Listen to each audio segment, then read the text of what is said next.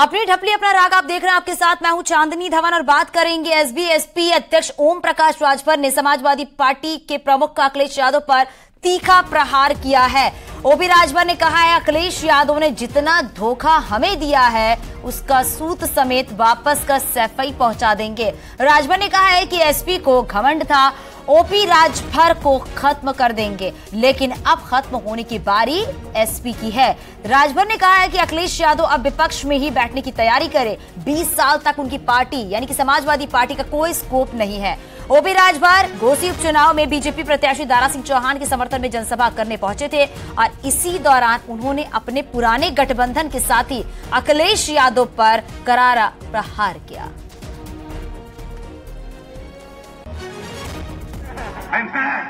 उन्होंने बहुत परेशान हैं बेचारे, बहुत परेशान हैं, लेकिन ये ना जाने तुमन कि घबरा मत तू लोग। जितना धोखा हम देले हुए हमारे नेतन के ओकर ब्याज सहित चक्रवृद्धि ब्याज सहित वहां लौटा के हम सफाई ना पहुंचा देली। अपन अपने माँ बाप का बेटा नहीं घबरा मत। मैदान में एक हो जाइए, आवाज चुनाव में एक हो जाइए, जहां जाबा तहां हम तैयार रहेगा। हम लोग तो हमेशा तैयार रहेगा। इन्हें घमंड रहल कि ओम प्रकाश राजभर के खत्म कर दे। अरे हमें का खत्म करबे भाई, अब तू खत्म हो हुआ ये समझ ला। 20 साल लगातार 27 से विपक्ष में बैठे का जुगाड़ खाली बनावा, जीते का बात छोड़ दी था। बीजेपी ने जहां ओम प्रकाश राजभर के बयान का समर्थन किया है, वहीं समाजवादी पार्टी ने ओम प्रकाश राजभर को सलाह दी है कि वो अपने दिमाग का इलाज करवाएं। अखिलेश यादव जी की फितरत है कि जो उनके करीब होगा, नजदीक होगा, उसको वो धोखा देंगे। जिस पिता ने उन्हें मुख्यमंत्री की कुर्सी पर बिठाया, उन्हीं पिता से राष्ट्रीय अध्यक्ष पद छीन लिया था। जिस चाचा ने उनको राजनीति में इतना आगे बढ़ाया, उस चाचा को ही पार्टी से बाहर का रास्ता दिखाया था, बाद में उनको शामिल कर लिया। ओम प्रकाश राजभर जी को भी गठबंधन का अलायंस पार्टनर बना करके 2022 का चुनाव लड़ा, लेकिन एक बीमार व्यक्ति जो हताश है, निराश है, परेशान है, ओम प्रकाश राजभर जी के साथ समाजवादी पार्टी की पूरी सहानुभूति है।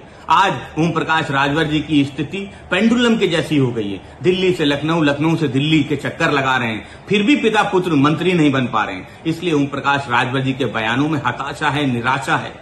समाजवादी पार्टी ओम प्रकाश राजभर जी के मानसिक रूप से जल्दी स्वस्थ होने की कामना करती है। मऊ में पुलिस और समाजवादी पार्टी के कार्यकर्ताओं के बीच नोकझोंक हो गई है। घोसी सीट से समाजवादी पार्टी प्रत्याशी सुधाकर सिंह पर्चा दाखिल करने कलेक्ट्रेट पहुंचे हुए थे, जहां नामांकन कक्ष में जबरन अंदर घुसने को लेकर विवाद हुआ है। पुलिस ने जब रोका तो समाजवादी पार्टी कार्यकर्ताओं ने हंगामा शुरू कर दिया। दारोगा कार्यकर्ताओं को समझाते हुए नजर आए, लेकिन समाजवादी पार्टी के कार्यकर्ताओं का हंगामा चलता रहा।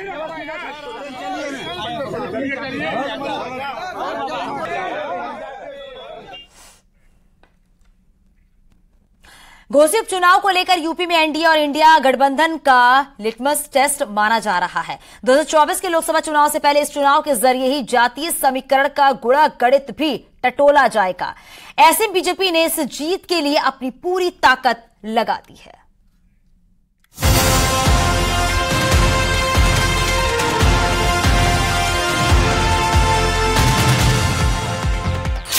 घोसी के रण में दम दिखा रही टीम एनडीए की यह तस्वीर विपक्ष को परेशान कर सकती है, इंडिया गठबंधन को मुंह चिढ़ा सकती है, क्योंकि जंग भले ही उपचुनाव की हो, लेकिन मंच पर यूपी के तमाम गठबंधन साथी एकजुटता का संदेश दे रहे हैं।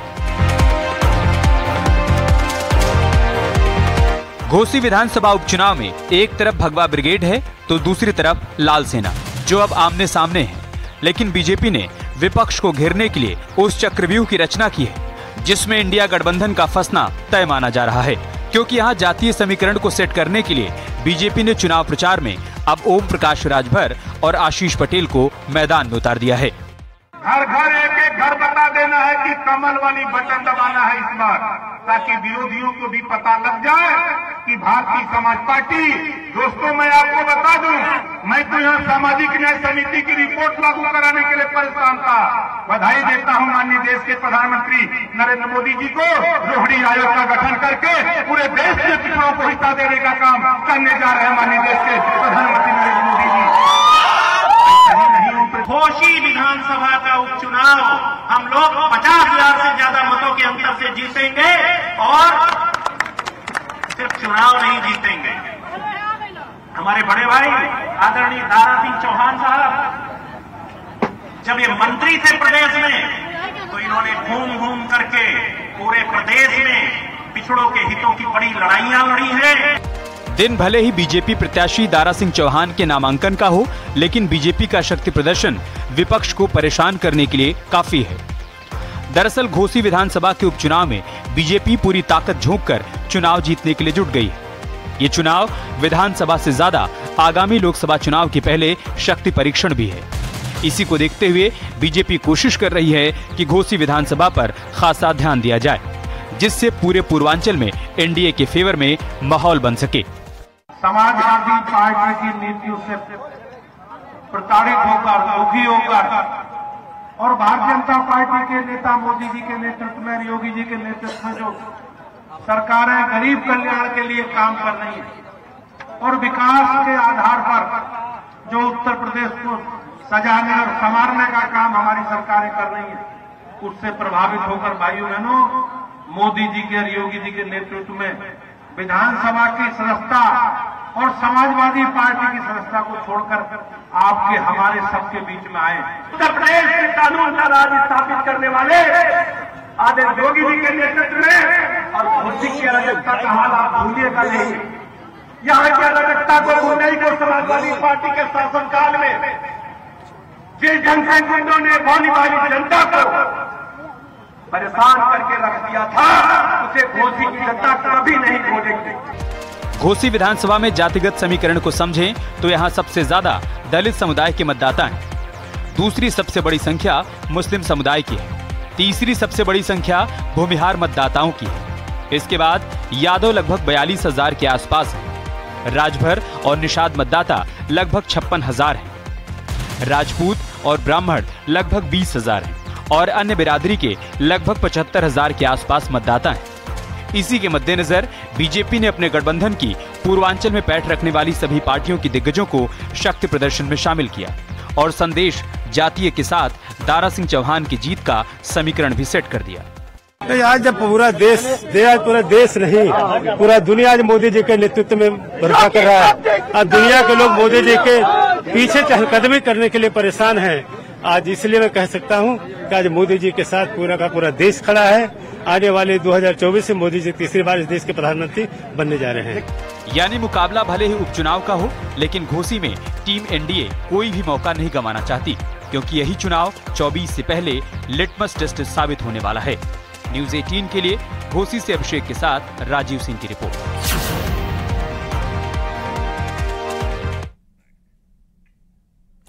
जम्मू कश्मीर के पूर्व सीएम गुलाम नबी आजाद ने मुसलमानों को लेकर बड़ा बयान दिया है। उन्होंने कहा कि हिंदू धर्म इस्लाम से भी पुराना है और भारत के मुसलमान मूल रूप से हिंदू थे जो बाद में कन्वर्ट हो गए। उन्होंने कहा कि 600 साल पहले सभी कश्मीरी पंडित थे। वीडियो किश्तवाड़ का है। गुलाम नबी आजाद ने 9 अगस्त को भाषण देने के दौरान ये बड़ी बात कही। हिंदुस्तान में और उसकी मिसाल हमारी कश्मीर में। कश्मीर में कौन था 600 साल पहले मुसलमान? सब कश्मीरी पंडित थे। मैं पार्लियामेंट में बोला बहुत सारी चीजें जो यहां आपको नहीं पहुंचती। हमारे बीजेपी के किसी लीडर ने बताया कि भाई कोई बाहर से आए हैं, कोई अंदर से आए।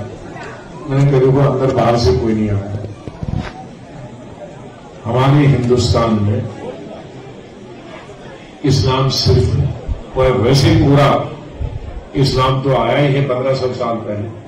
हिंदू धर्म बहुत पुराना है। तो बाहर से आए होंगे 10-20, वो जब मुगलों के वक्त में उनकी फौज में थे। बाकी तो सब हिंदू से ही कन्वर्ट हुए हैं मुसलमान हिंदुस्तान में। और उसकी मिसाल हमारी कश्मीर में। कश्मीर में कौन था 600 साल पहले मुसलमान? सब कश्मीरी पंडित थे। सब वही इस्लाम कर गए, बन गए। तो मैंने कहा सब इसी धर्म में पैदा हुए। बरेली में ऑल इंडिया मुस्लिम जमात के राष्ट्रीय अध्यक्ष मौलाना मुफ्ती शहाबुद्दीन रिजवी बरेलवी ने गुलाम नबी आजाद के बयान का समर्थन किया है। शहाबुद्दीन रिजवी ने कहा है कि भारत के मुसलमानों के पूर्वज गैर मुस्लिम थे। यहाँ पहले हिंदुस्तान में सब हिंदू थे और ये कन्वर्ट हुए, उन्होंने इस्लाम कबूल किया, तो उनका बयान बिल्कुल दुरुस्त है। चाहे कुछ लोग इस पर एतराज करें, मगर ये इतिहास के पन्नों में ये तमाम वाकयात, पूरी तारीख दर्ज है कि यहां पर मुसलमान बड़ी तादाद में नहीं आए, चंद नुफूस कुदसिया थे, वो आए हिंदुस्तान। और आज हिंदुस्तान में जो 30 करोड़ मुसलमानों की आबादी है, इनमें अक्सरियती तादाद गैर मुस्लिम बिरादरियों की है। गैर मुस्लिमों ने इस्लाम की खूबियां देखी और उन खूबियों को देख करके सूफिया इस्लाम के हाथ पर उन्होंने इस्लाम कबूल किया। और जिसने जिस सूफी के हाथ पर इस्लाम कबूल किया, उसने वही तबका, वही बिरादरी या वही सरनेम इख्तियार कर लिया। बीएसपी सांसद मलूक नागर ने पूर्व केंद्रीय मंत्री गुलाम नबी आजाद की बातों का समर्थन किया है। उन्होंने कहा कि जम्मू कश्मीर में 60% मुस्लिम्स में से 29% से ज्यादा मुस्लिम गुर्जर हैं, जो पहले हिंदू थे। जम्मू कश्मीर के पूर्व मुख्यमंत्री गुलाम नबी आजाद ने कहा कि हिंदू धर्म सबसे पुराना धर्म है। मुगल जब भारत आए थे 10-20 मुस्लिम सैनिक ही लेकर आए थे, यहाँ पर लोगों का कन्वर्ट कराया गया है। ये मुझे पूरा जानकारी नहीं है इतिहास की, लेकिन एक चीज पक्की है कि जम्मू कश्मीर में 60% के करीब मुस्लिम है, 40% के करीब दोनों स्टेटों में, तो कश्मीर अलग है, जम्मू अलग है, यूटी कैडर है, तो उनमें उस 60% जो मुस्लिम है उसमें 29.4% गुजर मुसलमान हैं, जो हिंदुस्तान और पाकिस्तान की बाउंड्री पे सरकार से बगैर एक भी पैसा तनख्वाह लिए हुए देश के लिए मरते और मिटते हैं, आतंकवादियों को मार गिराते हैं। और वो लोग सच्चे देश के सिपाही हैं और वो मुस्लिम गुजर हैं और वो पहले हिंदू ही थे और कन्वर्टेड है। ये बात तो सच है। मलूक नागर ने आरएलडी अध्यक्ष जयंत चौधरी की फिर से तारीफ की है। उन्होंने कहा है कि जयंत चौधरी का 4-5 सालों में जनाधार बढ़ा है और वो जिधर जाएंगे उधर बड़ी जीत होगी। मलूक नागर ने साफ किया है कि वो किसी दूसरी पार्टी का दामन नहीं थाम रहे हैं। को लेकर आपने बयान दिया है, क्या है, पाला बदल रहे हैं क्या आप? दूसरी पार्टियों का दामन नहीं थामते, हम अपनी पार्टी को, बीएसपी को मजबूत करने की बात करते हैं और हमारा 13.5% वोट है। जिधर भी चला जाएगा उधर ही जीत होती चली जाएगी। और कुमारी बहन मायावती जी कह चुके हैं कि 4 स्टेट में चुनाव होने के बाद ही हम कोई फैसला लेंगे। लेकिन जयंत चौधरी कहा बहुत बड़ा जनाधार है पश्चिम क्षेत्र में, क्या जयंत चौधरी जी आपके साथ आ रहे हैं या आप उनके साथ जा रहे हैं? देखिए, ना तो मेरी जयंत चौधरी से बात हुई और ना मुझे ये पता कि जयंत चौधरी कहाँ जा रहे हैं, कहाँ आ रहे हैं। पर एक बात बिल्कुल सच है कि जयंत चौधरी का खास करके पिछले 4-5 सालों में बहुत बड़ा जनाधार हुआ है और जिधर मिल जाएंगे उधर बहुत बड़ी ताकत देंगे। और अगर पश्चिमी उत्तर प्रदेश में दलित और जाट और जिस जाति का कैंडिडेट है वो मिल जाए और मुस्लिम समाज भी साथ आ जाए, तो ऐसा हो नहीं सकता कि कोई भी सीट ये लोग ना जीत पाए। सीएम योगी आज शाम वाराणसी के दौरे पर रहेंगे और यहां सीएम योगी बाबा विश्वनाथ और काल भैरव के दर्शन भी करेंगे। कल यूथ 20 शिखर सम्मेलन का शुभारंभ करेंगे। इस मौके पर केंद्रीय खेल मंत्री अनुराग ठाकुर भी मौजूद रहेंगे। आपको बताते चलें कि युवा और खेल मंत्रालय भारत सरकार की ओर से वाराणसी के रुद्राक्ष कन्वेंशन सेंटर में यूथ 20 शिखर सम्मेलन का आयोजन किया जा रहा है। इस बैठक में अलग अलग देशों के 150 से अधिक प्रतिनिधियों के भाग लेने की भी संभावना है।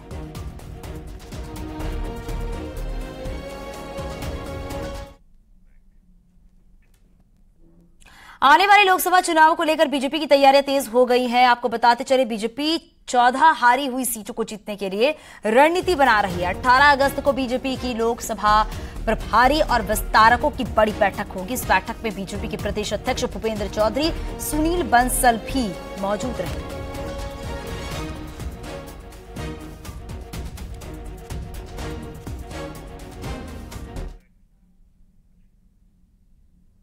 बीजेपी के राज्यसभा सांसद लक्ष्मीकांत वाजपेयी ने न्यूज 18 से बातचीत में कहा है कि विश्वकर्मा योजना से युवाओं को लाभ मिलेगा, देश में बड़ी संख्या में रोजगार मिलेगा, घोसी में बीजेपी की बड़ी जीत होगी। 15 अगस्त को लाल किले के प्राचीर से घोषणा और कल ही मंत्रिपरिषद की बैठक में उसकी स्वीकृति और सितंबर से उसे लागू करने की योजना आदरणीय प्रधानमंत्री मोदी जी की कार्यपद्धति का अंग है कि जिस चीज का निर्णय करो, जिस वर्ग के लिए करो, उस वर्ग तक उसे पहुंचाने में विलंब नहीं होना चाहिए। इस विश्वकर्मा योजना की तुलना मैं करना चाहता हूं आयुष्मान योजना से। हर गरीब के घर में आयुष्मान कार्ड भेजकर उनको इलाज की सुविधा प्रदान करने वाले प्रधानमंत्री जी ने हर गरीब के घर में आर्टिजन यानी कारीगर के हाथ को रोजगार देने के लिए विश्वकर्मा योजना के माध्यम से उनको रोजगार युक्त करने का जो निर्णय लिया है, निश्चित तौर पर यह निर्णय लोगों को रोजगार सृजन में मदद करेगा। समाजवादी पार्टी को यह संकल्प लेने से तो मैं रोक नहीं सकता, लेकिन इंतजार करें 10 तारीख को जब चुनाव का परिणाम आएगा तो वो चुनाव का परिणाम में कमल का फूल खिलेगा और साइकिल का पंचर होगा। वाराणसी के ज्ञानवापी विवाद में हिंदू पक्ष ने बड़ी पहल करते हुए मुस्लिम पक्ष को बातचीत से विवाद सुलझाने का प्रस्ताव दिया है। वैदिक सनातन संघ ने मुस्लिम पक्ष को बातचीत करने का प्रस्ताव भी दिया है। मुस्लिम पक्ष अब इस प्रस्ताव पर विचार कर रहा है।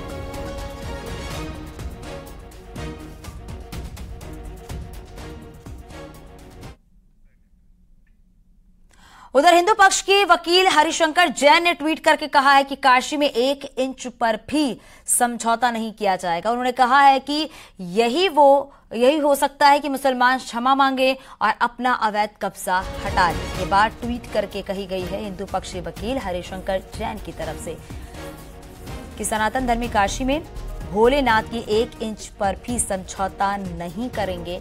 यही हो सकता है कि मुसलमान क्षमा मांगे और अवैध कब्जा हटा लें।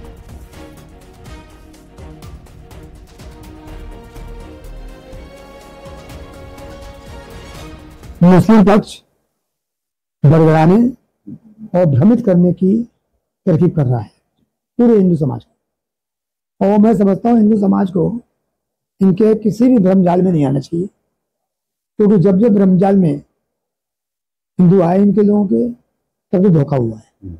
इंडिया के बाहर भी शिव भक्त इंटरेस्टेड है और किसी को भोलेनाथ की मंदिर का 1 इंच भी समझौता करने का अधिकार नहीं है, व्यक्ति को नहीं है, तो भगवान की जमीन है। और मैं स्पष्ट कर देना चाहता हूं कि जो लोग हिंदू लोग समझौते की किसी तरह की बात कर रहे हैं उनसे सावधान रहे। वो हिंदुओं के ट्रेटर्स हैं, हिंदुओं के गद्दार हैं। और यहां रुकेंगे छोटा सा ब्रेक के लिए, जल्द लौटते हैं।